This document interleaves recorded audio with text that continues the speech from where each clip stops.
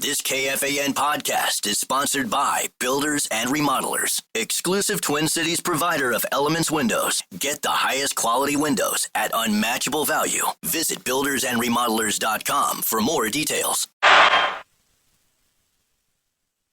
9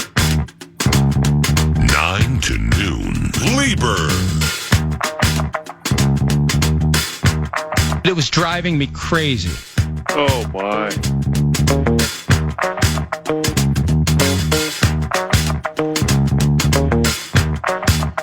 You think the Green Bay Packers get that over 9.5? 9.5 for the season total. We just did the season wins total for Green Bay. And Ben Leber joins now at Nacho Leber via Twitter. Twin Cities Live, 3 to 4:30, Channel 5, TCL. Yeah, you know we. Their schedule, it's impossible to go game by game at this stage of August with the injuries and other teams' injuries and stuff like that. But, I'm charged with doing the Detroit Lions season wins total at 10.5. And when I went into deep diving them and their coordinator, offensive coordinator, because the identity of the Lions is that of offense. Yes. And John Morton, their new offensive coordinator, has been a National Football League coordinator 1 year. And it was almost a decade ago with the Jets, and it worked so well he got 1 year. And before that, 09-010 at USC. So, okay, he's not hired if he's not respected, and if they don't think the operation can be that of a well-oiled machine. But in fairness, we need to see it. Right. So then you start reading more about him, and you're like, oh, number one in the NFL with the play action. All right, well, how's that going to work? Then you get the Ragnow bit and all that. So they've beaten Green Bay 6 of the last 7 times. It is so abundantly apparent when Dan Campbell got that job. One of the first things he said was, I'm done losing to those guys, okay, because they beat us every time. And they mostly beat us badly. Right. So they have beaten them 6 of the last 7 times. I think Green Bay is going to beat them week 1. And you think so? Yeah, I do. After starting to deep dive this, everything new with the Lions, it just can't possibly. The last time we saw them, they got killed. They got embarrassed, and I know their defense was ravaged with injuries, and the elasticity popped, so to speak, and Jaden went up and down the field on him. But it still happened. And then now you have the mass exodus of people leaving. The Ragnow retirement, they may have known it's coming, but they wanted the Georgia rookie, Tate Ratledge, to play center. They start training camp doing that. It didn't work, so they've changed. So they're still fine-tuning, even at this point. Well, I mean, week one's on the horizon. It ain't that far away. So it's, the NFC North is tough, and it gets the AFC North, so that's tough too. But 9.5. I mean, I think Green Bay gets 10-ish, maybe 11-ish wins. What about you? This is just a gut feeling. I think that they're going to have a subpar, slightly disappointing season. Mm-hmm. So I would take the under on that. Right.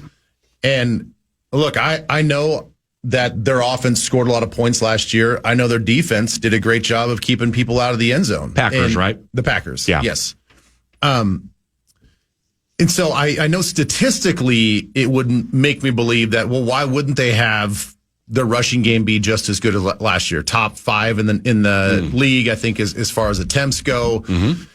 Bottom feeders as far as the pass game goes, but they're scoring points. Mm-hmm. Their defense is taking the ball away. They're playing complementary football, which is what every team wants to do.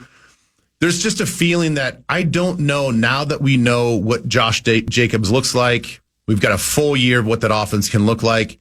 I'm not a big believer in Jordan Love. I think eventually, especially in this year, now that we sort of know what their rush offense looks like, he's going to have to do more. Yeah. He's going to have to flat out just win games. And I just don't have that confidence and faith that he's that type of player. He has surprised me at times. There have been times he's had a few stretches where, I think this guy's figured it out. And then he's had some stretches where, I think he's regressed. And I don't see that sort of it factor that you saw certainly with Favre and Rodgers, which, again, lofty goals and big shoes to fill, all that sort of thing. I just don't think that he's that type of player, and I don't really think that he's got it in him. I think he'd be a successful quarterback, but I think to go above that, would you say 9.5? Yeah. I think it's going to take something extra special from him. And again, their defense is going to have to be monsters out there. No reason why they couldn't be as good, but I just don't see it for the Packers. About an hour from now, or an hour and change, Nordo and I have crafted wild card scenarios from the NFC North. So, like when I came up with this idea a couple of weeks ago, the way I wrote it down, I just wrote names and scenarios, wrote it out this morning. So for the Vikings, my take's going to be Dallas Turner. That's a wild card in the deck. For the Detroit Lions, it's going to be this offensive coordinator and the execution of the play action, which I didn't know they were not, that 35% of their plays were play action. I mean, that's massive. Yeah. And conversely, like Caleb Williams for the Chicago Bears, I think his play action with the two coordinators and two coaches he had last year, 17.5%. That was 41st out of 44 quarterbacks who played. Okay, well, his new coach was the one who ran the 35.5% play action in Detroit. Mm-hmm. So now we got Caleb changing his feet in the shotgun. Like, no, not your left foot up, my man. It's your right foot up. I need you under center more. I haven't played under center consecutively since high school. So Ben's going through all that. But when it gets to Green Bay with the wild card, man, you hit on pretty much what I'm looking at here. That defensively speaking, because that's the wild card for me here, is the three best offenses they played last year were Philadelphia, Minnesota, and Detroit. Mm-hmm. And they played them each twice. Their season bookended with Philadelphia, Brazil, and then get bounced at the end. That they played those teams 6 times and allowed 172 points, or 28.5 per game. So they're shutting out New Orleans for show. They're throttling Tennessee and keep putting them on a 6 and things like that for show. But when the dough games show up against Jalen, O'Connell, and or Ben Johnson, then with the Lions, man, they're almost giving up 29 points a game. That's a problem. Yeah, that's a problem. And I'd like to see the breakdown of when they get those takeaways too. They were one of the tops in the league in takeaways, especially interceptions. Were those in the games that you just mentioned as far as the upper tier offenses, or were they against the New Orleans Saints and the bottom feeders? That's the thing though, is like their success is going to rely solely, I think, once again on how good their defense is, how good their defense can keep them in games. Can their defense play really good run defense like they did last year? Can they take the ball away and be opportunistic when they need to on third down? All those things have to work out because, again, I don't see a second year in a row where their rush game and their takeaway defense propels them into this situation where they won 11 games last year. Mm-hmm. So 1-5 in the division, and they still won 11. Yeah. The other thing that I was going to touch on, and you brought this up, and I think this is a really key point. I know you're asking me about the Green Bay Packers, but with the Chicago Bears, I know that a lot of these terms just are terms. A lot of people at home probably don't think deeper about what these terms are. But the idea and the notion that Caleb Williams is going to have to do a lot more under center play action pass, I think is the biggest threat to their success on the whole team. Absolutely. That right there, if Ben Johnson doesn't change who he is philosophically and play into a little bit more of what he does well versus, hey man, this is how we are successful in Detroit. We're going to try to do a lot more of this. I think it's going to be clunky. I think for somebody that hasn't done it consistently through his whole career, turning his back to the defense and knowing where to go with the football in a timely manner is way more difficult than people think. Getting your steps and your drop in the play action part of the play action pass, there's an art to it. There's a science to it. I mean, there's a reason why, Peyton Manning was exceptional at. He worked at that footwork. He made every stretch zone with Edgerrin James look exactly the same. Wow. Exactly the same. And it was really hard on defenses when he would pull that ball down, snap his hips around, and know exactly where to go with the football. Mm-hmm. Caleb's never done that. Yes. And I'm not saying that he's going to look like the Indianapolis Colts, but I don't think, especially in year one, especially on Monday night on the first game of seasons, it's not going to look like Goff under center, faking the handoff to Jahmyr Gibbs, and then knowing where the ball is going to go, especially against our attacking amoeba-style defense where you have no idea and it's just complete chaos. So I think he's going to have real probs on the first game of the season against our defense if Ben Johnson doesn't change who he is. That's brilliant. That's brilliant because it's an age-old battle of will where it may be it may be cliche, but how many times have coaches and organizations forced scheme on player wasn't able to adapt, and it's the player who eventually gets cut or doesn't play or things like that where it's when you can but I don't know how you do it. I mean, you can raise Caleb under center. He hasn't played a lot under center. I don't think he went under center one time at USC. I mean, it was all shotgun. It was all shotgun. So, and then now first thing you're going to do is, I may have the feet wrong, but you'll get the point. No, in shotgun, Caleb, your left foot's not up front. It's your right foot. And here's why. Well, there's an adjustment.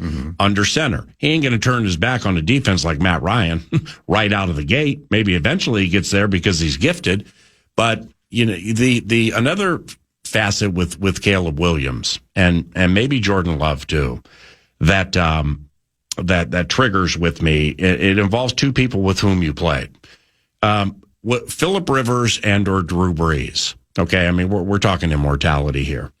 Were those quarterbacks who would bounce in the pocket, hang in the pocket until the last second off play action or whatever, and deliver a dime knowing I'm going to get bludgeoned? So, like, I think three of the better quarterbacks in the history of the NFL, standing in the pocket until the last second, not panicking, knowing that they're going to get crushed. Brett Favre, Ben Roethlisberger, Kurt Warner. Those three stood tall, waited. Oh, Lordy, here comes Nacho. Boom, first down. That hurt. Wow. Bounce up, do it again.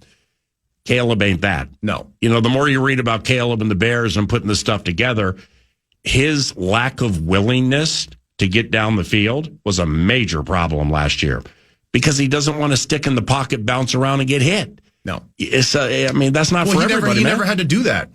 You know, at USC specifically, I'm going to assume that his high school was the same sort of offense that Lincoln Riley, when he was at Oklahoma, was like, yeah, I can do something with this guy because this is basically what we're doing in Oklahoma. Yeah.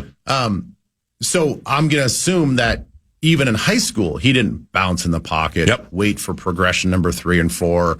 Here comes a looping defensive end on the outside coming up in the A gap and it's going to hit me in the mouth and I'm going to stand tall. No, that's not him. Yeah. It's never been him. Right. So I don't think that's not something that you just change automatically.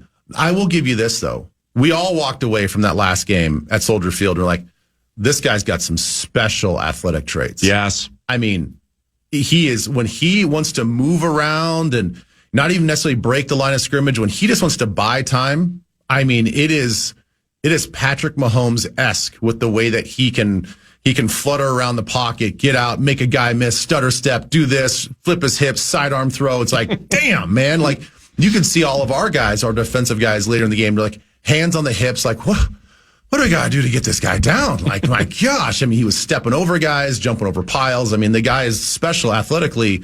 But again, I think at some point in time, you do have to be a quarterback. You have to understand where to go. I do want to say this before you go on. The quarterback, when you talk about players that can stand in the pocket, the guy that is in most recent history still playing right now, out right now probably, for most of the preseason, is Matthew Stafford. Oh, yes. I mean, I can't think of a guy in recent memory, outside of Brett Favre, that has literally been bloodied. Yeah. Hand, elbow, chin. And he will stand there and he will pick himself up off the ground. He will limp back to the huddle. He'll be a warrior and he'll do it again the next snap. Dude, I love watching that dude play football. So do I. Yeah, he's always been one of my favorites. Yeah. Leber. Vikings-Texans, 3 o'clock KFAN on Saturday. Justin Jefferson will join the simulcast, Fox 9 and KFAN. from the sideline like he did last year during the Raiders game. We're going to have him, I believe, for the entire third quarter. Kevin O'Connell, like he did last year when we were at Philadelphia, he will join for at least an entire quarter in the Patriots game. But Kevin shared before the night practice Monday that J.J. McCarthy indeed will play Saturday. We don't have intel as to how long he's going to play, but nevertheless, how long do you think he should play? I think you should play the full half. Why? A full half of football gives you essentially 5 or 6 series in the game, obviously depending on the length of the drive. And within 5 or 6 series, you're bound to run into success and adversity. And sometimes after a quarter, depending on how many series you get, how many snaps you get, sometimes you run into a heater and you might come out, start this game and you're like, man, I went 6 for 6, 85 yards and a touchdown in the first quarter. I'm good. Yeah, but that's not how it goes for 4 quarters. That's not typically how it goes, even for a half. Yeah. So what's it look like when things aren't going well, when you actually get hit? Maybe you throw an interception. I want to see the kid battle through some stuff, and I think you're going to get more of an opportunity with a full half of football. Okay, now with Vikings training camp and the night practice where we were together for an hour and change watching it, just off what McCarthy specifically, but the offense overall and the passing game, off what they faced this training camp for a couple of weeks, mostly all of it without Jefferson and of late without Hawkinson. And that matters. Should we expect them to move it off a series of practices versus Flores defense and against a Texans team that will not be playing Will Anderson or Danielle Hunter? The first offense, the passing game, and the moving of the ball fluidly. That's not, I hope it happens. That's an expectation of mine into this game off what we've seen the last 2 weeks. Yeah, it's an expectation of mine for a couple of reasons. A, we have the coach that's going to get these guys ready to go. I don't think that KOC is going to be scheming this defense. That's not what they do. It's not what they do during preseason, so I don't expect that. But inherently, just the way our offense is, even when it's vanilla, there's always a great opportunity to move the ball down the field. Maybe you miss the deep shot down the field, but there's layered throws that there's no way that this defense can keep us in check the whole time. Like, it's not going to be just check down city the whole game.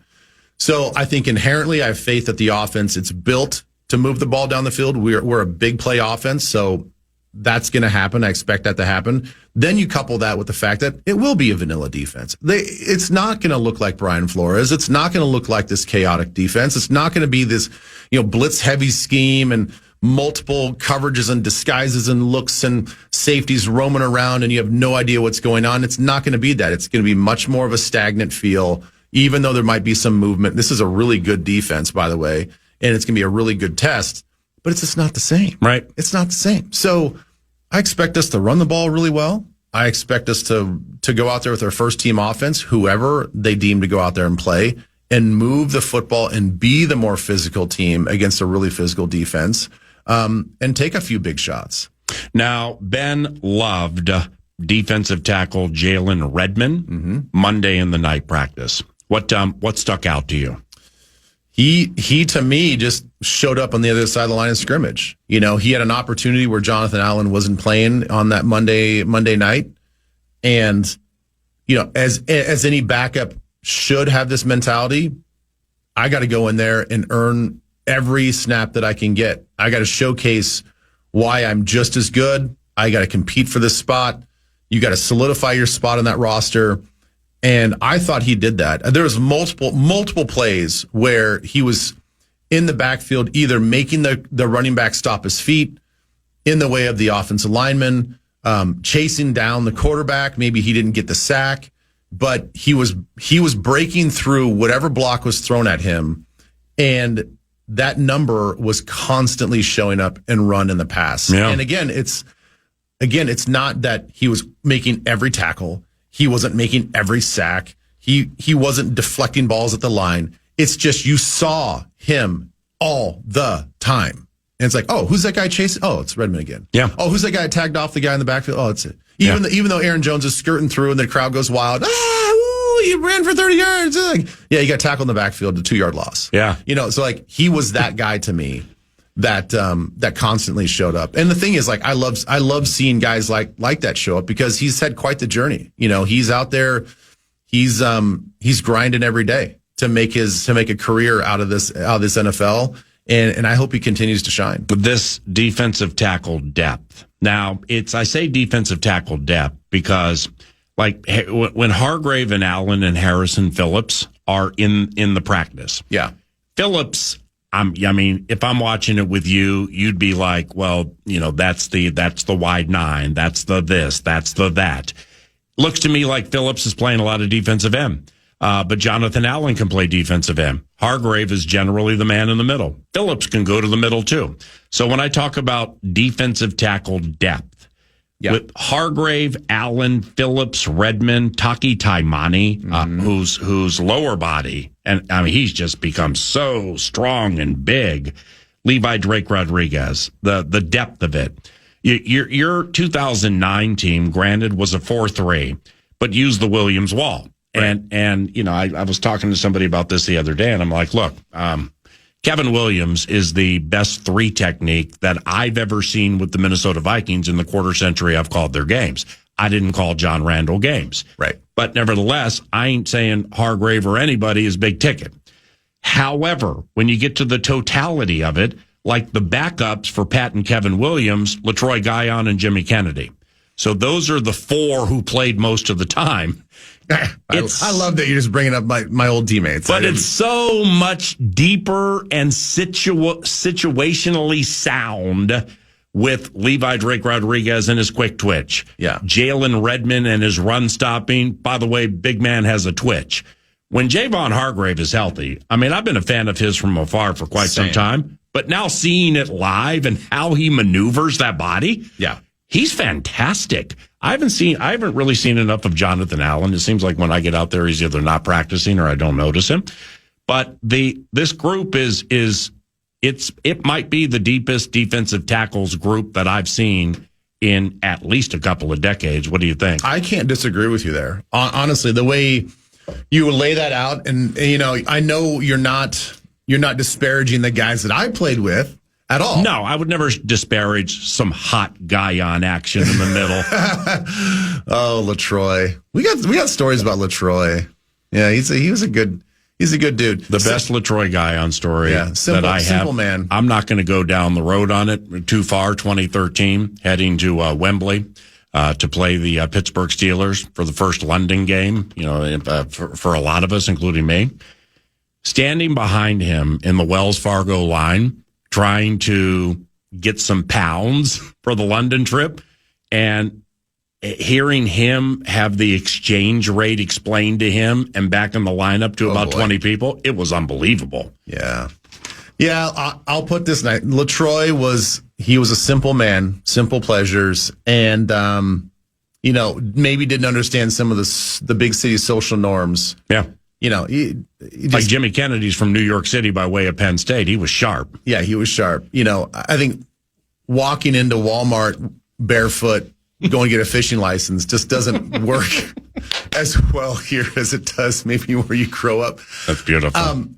So the thing is, I do agree with you. Like, this is a very, very talented defensive front. And, I'm very excited. We had Theo Jackson on the Power Trip this morning, and, we asked him just about playing in front, playing behind these guys. And he's like, whew. He's like, this is the most talented front seven I've ever seen. He's like, these guys are incredible. I mean, he's like, I think they're unblockable. They make our, he said all the right things. They make our job so much easier, yada, yada, yada. But like the tone of his voice changed so much to just this like almost like disbelief. Like, I can't believe how good these guys are. Right. And he gets to see them every day. And again, you talk about not just our front, which essentially is going to be a front five look. You include our two overhang players and Ginker and Grenard. And then all of a sudden you throw in those rotational guys. It's like these offensive linemen, they get no breaks. No breaks. Because if Jalen Redmond's going to come in and be the spell guy, he's going to be the 25 snap guy. Like, damn, like I gotta go against this guy. That's That's my break. That's great. If Jonathan Allen's not going to be in there, if Harrison Phillips is not going to be there, so that's the thing I think that we're most excited for is these young guys, the guys that are behind our studs are just as good. Ben Leber, Pete Bursitt, George Truly with Tatum Everett on the sidelines. We'll be calling the Saturday game at 3:00 on FM 100.3 KFAN preseason game number 1. It's the Vikings and the Texans. Be right back.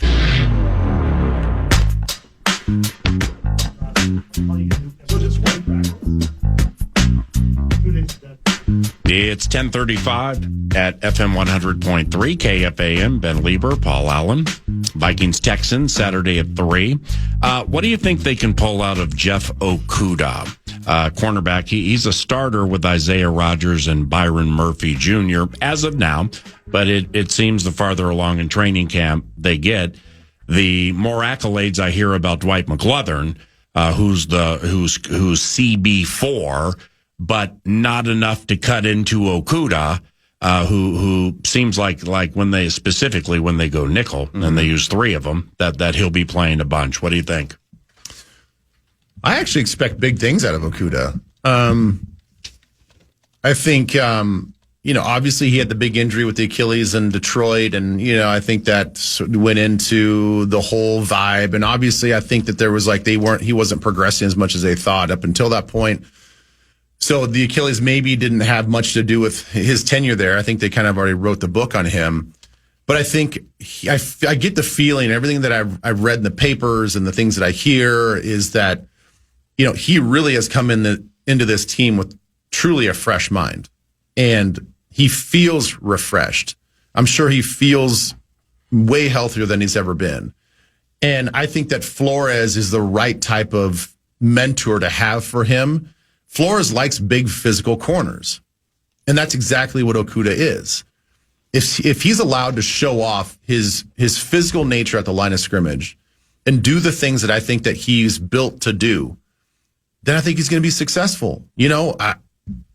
Let's hope that physicality doesn't lead into a lot of hand grabbing and a lot of penalties and going down the field.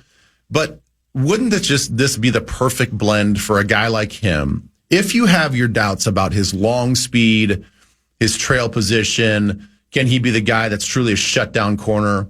Well, my idea about this defense, we just talked in the last segment about how great this front 7 is. We don't need a shutdown corner. It's not a team that needs a Darrelle Revis. I'm just going to lock this guy up, take him wherever you want to go. You can cover him for 6 or 7 seconds. We need some corners that can be disruptive at the line of scrimmage, that be physical, that are long, and they're strong and they can make tackles in the open field, but we only need you to cover for about 3 seconds, right? Because by the time that quarterback gets to his back foot, we're expecting our front 7 and our scheme to get after him, at least have to move him off his spot. Then it becomes a little bit more scramble coverage, and they have to break out of what they want to do. I'm hoping that the marriage between both his skill sets and what the front 7 is going to do is going to blend perfectly. Well, maybe this is going to elicit a similar answer then. You mentioned having Theo Jackson in the mix earlier today. What do you think about Theo and the big role and opportunity that he's got in front of him post Cam Bynum? All the talk about he's looked so good in practice the last couple of years, and then you just don't see him on the field. Now he's got to be there. My biggest thing for Theo, and this is going to seem like I'm not taking a shot at Cam because I love Cam. But I do think that there were some times where he was a little bit of a liability in open space. And I think that he could have been a better, more sure tackler in open space when he was left alone. And unfortunately, in this defense, because it's not perfect, when you have so many guys going downhill, it's just like when we talk about sometimes, the Adrian Peterson bit. If they're going to put 9, 10 guys in the box, well, that's fine. You might stuff him 4 out of the 5 times. But that one time where he breaks that 3 yards of line of scrimmage where everybody's packed into, then there's nothing but open space.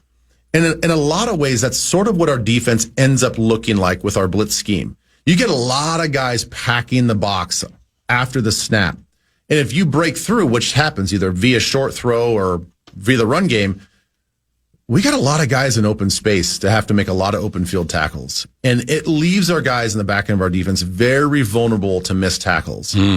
So if Theo Jackson can come in and take over that spot left by Cam Bynum, because I don't expect Metellus' role to change. Yeah.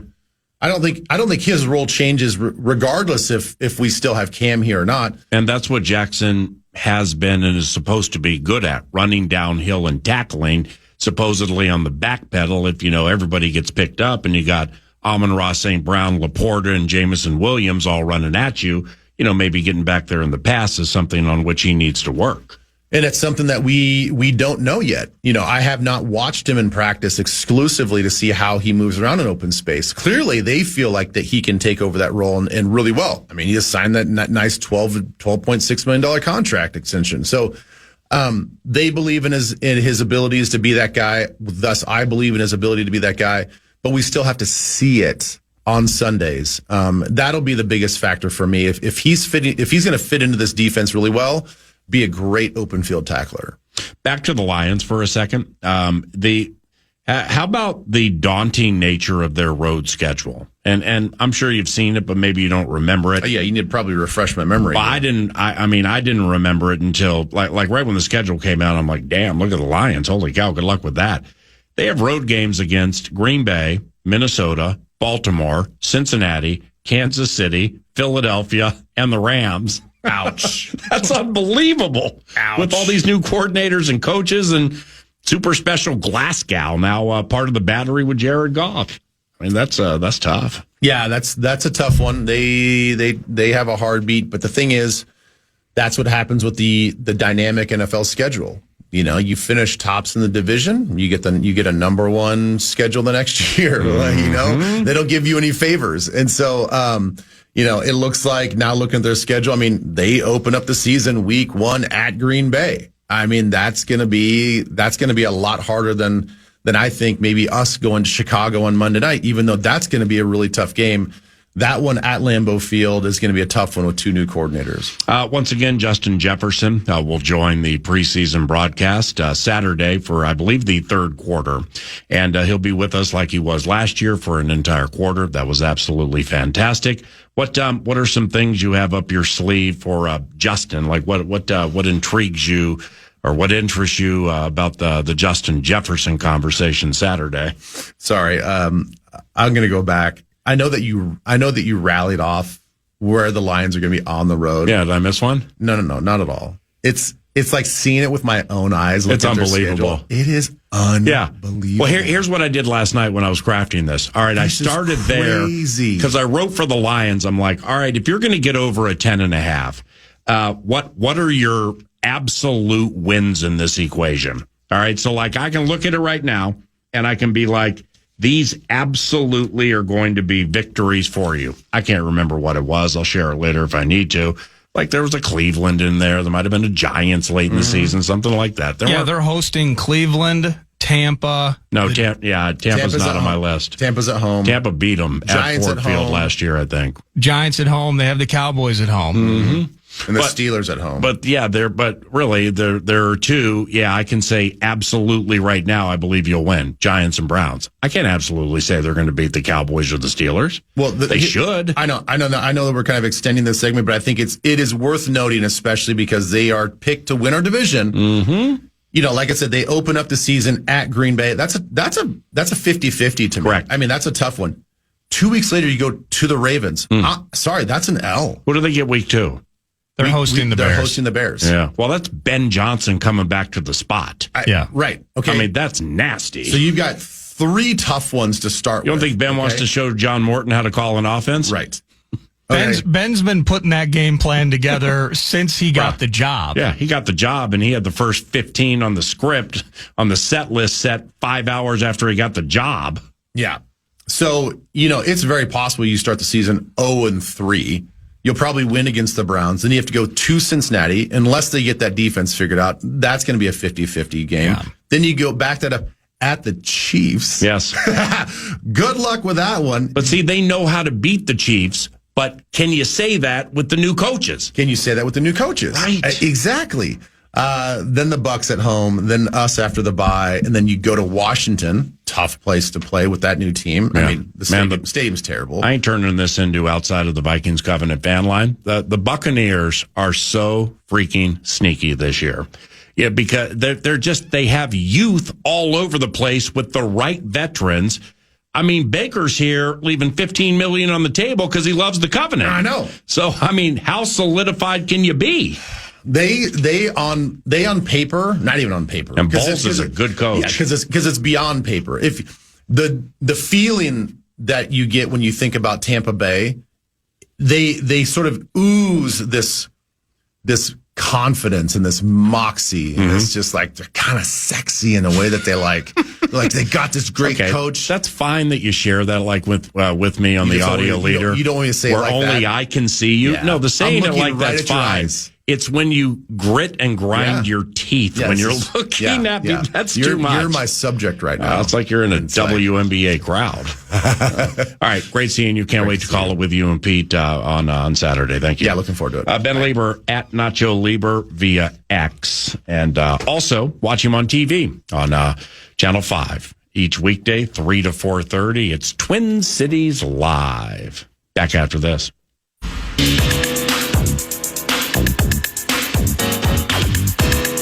It's News to Nord, 9 to noon, and it's always brought to you by The Casino at Canterbury Park. CanterburyPark.com is the website to start at. Of course, poker, blackjack, and table games all year round. Live racing is in play as well. And I believe, without going to the website, I'm just going to go out on a limb and say that they got some Thursday night bits happening as well. So the ability once in a while to jump out on a Thursday. Maybe it's $2 admission. Maybe it's $2 beers. Maybe it's $2 hot dogs. You're kind of getting the point here. Tons of deals while you're hopefully winning pick fives and loving the atmosphere down in Shakopee at Canterbury Park, CanterburyPark.com. We're going to start with a big moment for you baseball fans. The Twins won a series. Oh my gosh. Above average at that. Yeah, and as a matter of fact, they won 2 in a row. The Minnesota Twins victorious yesterday. They win 9-4 in the nooner in the finale against the Detroit Tigers in Detroit. Fantastic. And they jumped out to a 3-1 lead after the second. 3-0 lead after 2, but then Torkelson homers, makes it 3-1, then McKinstry homers and Carpenter homers. It felt like everyone was homering. Well, Brooks Lee had a say in the conversation. He tied it up in the 4th at 4-4, and then Jeffers followed up in the 5th with a couple of runs. He doubled in Wallner, and then Keishel, a ground rule double that scored Jeffers. So it was 6-4, and the fun continued. Austin Martin. I mean, homers galore yesterday. Pitching, not so great. Whether it was Ole that went 2 2/3, you get Hatch after that. You're still trying to get to know half the people on the roster. But just listen to those names. I know. I'm just scrambling through it. The second baseman, or the guy whose first name begins with a K. Yeah, I mean, Keishel. Okay, yeah, I mean, I think I've heard it, and I know he was up and he got hurt and he might have come up and hit a big home run in his very first at bat or whatever, and Sky Yuma, everybody go crazy. But it's that guy and others in absolute anonymity just led to the meatloafing of the first place team in the division. Yeah, and it's the first series they've won, it feels like, in forever. It goes definitely prior to the All-Star break. Yeah, and how about this? I forget how the Pirates series ended up if they did indeed win. I have the answer, at least from a road standpoint.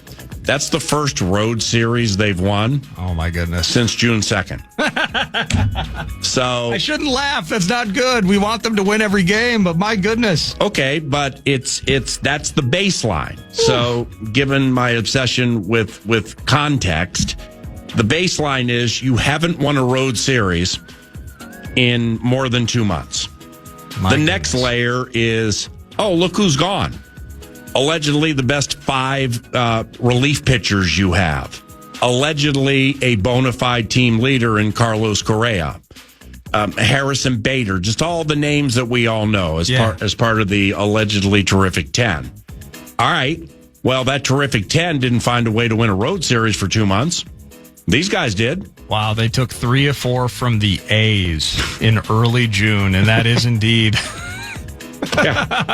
I mean, okay, cool. So yeah, you can. I mean, if you complain and you're unhappy and the because of the ownership situation and It takes me an hour to find 1261 on Comcast, or Right. I don't know any of these players. Okay, well, the players you knew couldn't find a way to win a road series for 2 months. These guys did. They did indeed. And that gets covenant claps from me, man. Because work ethic sometimes is quite hard to find. Well, and I agree with that. And in the end, I think a lot of these guys feel it, right? Like Buxton's on his way back. Buxton's going to be in the mix. I don't know what they do with Lopez from a health standpoint. We've missed him now for 2 months. But a lot of these guys, the Keishel types and Julien, right? He had at one point, it was a plan that he might be middle infield guy, right? Like he might secure that second base spot, and then he can't get out of St. Paul. So it's like for these guys, for this group, can't get out of St. Paul. I just think about it. He can't. But they won a road series against no. Carlos Harrison, top 5 super special bullpen guys. You couldn't win a road series against anybody for 2 months, going all the way back to a team from Oakland en route to Las Vegas playing in Sacramento. Yeah. Who these guys beat? Oh, they beat the first place team in the division with the fat run differential. And Detroit's no bargain right now since the All-Star break for whatever the reason. Flaherty, allegedly their second best pitcher, ain't great. He's really struggling. But nevertheless, they're still first with a bullet in the division. They're absolutely going to the postseason. Yeah, those are the guys we meatloaf. 2 out of 3 wasn't bad. Those are the guys we beat. Unlike any of those teams that Carlos, Harrison, Duran, all you cats faced over the course of 2 months. Yeah. You didn't find a way to do this. No, you did not. We did. So that's a positive contextual step for what's transpiring with this long play covenant. This is a long play right here, but they got something nice done. Well, now my question is, how do they handle it tomorrow? Royals are in town. Well, it's great. the first time home since the fire sale. Oh, so our fans, that's a wonderful question. Is it going to look like 2020 with the big heads and the stuffed animals behind home plate, friends and family only? I don't do that. Or are the fans going to say, well, I already bought the tickets. Yep. We got the family truckster. We took vacation days to make this trip for the weekend to see the Royals. Mm-hmm. I wonder how fans are going to handle that. A lot of frustration, a lot of hatred towards the ownership. I guess it gets down to who you are as a fan and what leads into it. Because there really are one of 2 ways to look at this. I paid my money to see Carlos Correa, which I don't think there's anybody out there with a straight face who could look at me and say that. Yeah, not these days. Okay, and I'm talking when he was here. No, yeah. I mean, towards the end there, right? Yeah, I mean, if we have 10 people listening right now, 2.5% he's my all-time favorite player. When he was with Houston with Altuve and they were banging trash cans, I loved him. Yeah. And we got him here and Sky Umam. So they're Harrison Bader. I mean, what kind of a fan club did he have here? They're so you may love individual players who are gone. You can wear the not trash bags but grocery bags on your heads and like be embarrassed to be a fan. For me, I wouldn't do that. I just wouldn't go. Right. Or you can look at it like this. All of this happened. Everybody was shell shocked. Fans, national media, so much so. I'm listening on a drive home from somewhere to the Dodgers and the Rays on radio just because I like to listen to Voxes. I tune right in. The Dodgers, Vox, and analyst are wondering, what's going on in Minnesota? Well, I'm like, bro, you're in Tampa Bay and a spine tingler against the Rays, and you're thinking about us. That's because it was so astounding and unprecedented what happened. Yeah. So even they were shell-shocked. Players were shell-shocked. Everybody had got hit by that metaphorical 2x4. Okay, well, that happened, and we can't change it. So how do you handle it? You go to Cleveland, and you play 3 gritty, freaking spine tinglers. You give meatloaf, you lose 2 out of 3. They're all 1-run games. You had a chance to win every single one against Jose Ramirez. And then you eventually get the Tigers. What happens? Well, we went to Comerica and we beat maybe the best team in the American League 2 or 3 times. Yeah. With half the players in the clubhouse and subsequently in the dugout that nobody knows. We even beat Paddock. And we beat Paddock. And we beat our former guy, which is important. Yes. Oh, everybody misses our former players? Oh, you mean the one we just beat? Okay, so it's contextual in a long play fashion. It's the marathon, not sprint bit with baseball because that's legit. Yeah. But I didn't watch an inning of it yesterday, calling races and doing training camp stuff. But when I saw that box score and the fact that they beat those guys, now they missed Skubal. Okay, well, let's put that in context. That matters. They missed Skubal. Flaherty sucks all of a sudden for some reason. And they found a way to win 2 out of 3 on the road. Now they come home. With these guys come running out, I mean, I would stand up and cheer if I'm at that Royals game. Because you know what? You're not there to see the owner. Right. You don't come to the game to find the owner in his suite and complain to him, why haven't you sold the team? You're not there you're there for the players and the team. These are the players. They're representing in wonderful fashion, in my estimation, given the circumstances. And when they run out of that dugout, if I'm behind their dugout, I'm like, way to go, guys. Yeah. Well done, man. I don't know who any of you are, but you're finding a way to make it interesting. So you're not taking it out on Keishel for what you feel the ownership group has done or not done. No. Nope. I dig that. That's a wonderful way to put it. Well, and it's tough too because I think the argument could be made the shock and awe of last week that in its own right in a vacuum is nutty, but I do feel a lot of the leftover vitriol. It's like, shouldn't you almost kind of be happy you got out from under the deal with Correa? Shouldn't you be kind of happy that this bit wasn't working and you got that side of it. An XYZ guy back? Now, Louis Varland, some of this didn't make sense. You got years of control, the same type of thing we talked about with Joe Ryan, the local kid and all that. Like, what's up with that? That part kind of sucks. Yeah, and JoJo's still here. But in totality, if you're just honest, you're like, no, this wasn't working. And we loved the Bomba squad. We loved winning a couple of wild card games a couple of years ago. Yeah.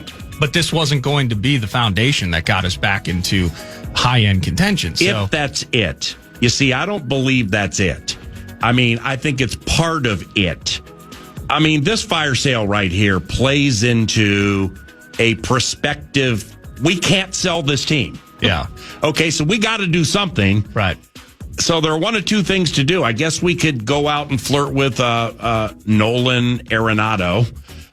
Or we can go flirt with Freddie Freeman. Yeah. We can go flirt with Mike Yastrzemski and bring them in. And now we got some notable names who potentially are available at the trade deadline. Let's go to the new owner and say, look who we have. Well, who else do you have? That ain't enough. Or we can go the other way and be like Joe Ryan, Pablo Lopez, Royce Lewis, and Byron Buxton. Okay, so those 4...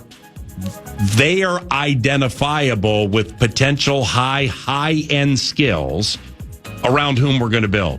And then after that, Wallner and the rest of the cats. Yeah, Jeffers, stuff like that. There you go. And the Keishels. Yeah, right. I still can't say his name. And I got no idea who these bullpen guys are. I mean, there's one guy a game that comes in and tries to mess the whole thing up. It's the cutest thing ever. Well, the bullpen's a problem. I mean, there's like one guy's like, hey, I don't know who this is, but wow, he got out of it. Next guy, 2 on. Double, he got out of it. Then somebody comes in, it's like 2/3, gave up third, just ropes all over the place. They ain't Texas leaguers when they get around on these guys. They traded away their top 5 pitchers. There wasn't a series between Cleveland and Detroit, right? No, just Cleveland and Detroit. Well, that's all we have with the new bit. Yeah. So contextually speaking, what have we seen through the first 6 games with the anonymity leader? We've seen a game group. We've seen a team that plays. Thank you. So you got that, or you have some of these NBA teams or some of these teams in other sports who don't get things to go their way, and they just lay down. Yeah. And they just quit. And they just like, dog, this ain't it, man. This ain't it, dog. I'm out. Well, and so how long does this last? Does this last through the $162? What Bobby Witt Jr. and Sally Perez and Michael Waka Waka did to the Red Sox yesterday in stopping their winning streak. All hands on deck, boys. Here come the Royals. Yep. Because Kansas City, the Tigers might not have taken the Twins seriously.